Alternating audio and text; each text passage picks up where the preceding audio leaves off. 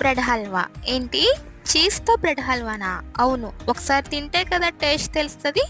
ముందుగా పాలపిండిని ఒక స్పూన్ తీసుకోవాలి. కొంచెం వాటర్ యాడ్ చేసుకొని లైట్‌గా కుంకుమ పువ్వు వేసుకోవాలి. ఇప్పుడు చీజ్‌ని కొంచెం కట్ చేసుకోవాలి.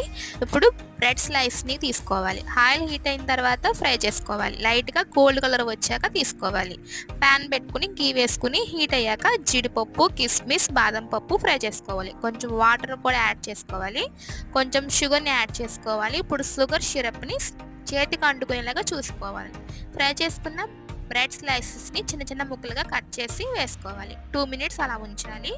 పాలపిండిలో కుంకుమ పువ్వు వేసుకున్నాం కదా, అప్పుడు అది కూడా వేసుకోవాలి. ఇలాచీ యాడ్ చేసుకుని టూటీ ఫ్రూటీని కూడా వేసుకుంటే పంటికి అనేది తగులుతూ ఉంటుంది. ఆ ఫ్లేవర్ బాగుంటుంది. ఇప్పుడు చీజ్ని కూడా యాడ్ చేసుకుని 5 మినిట్స్ బాయిల్ అవ్వాలి. తర్వాత సర్వ్ చేసుకోవడమే. Cheese bread halwa ready. ఎలాగుందో కామెంట్ సెక్షన్లో కామెంట్ చేయండి.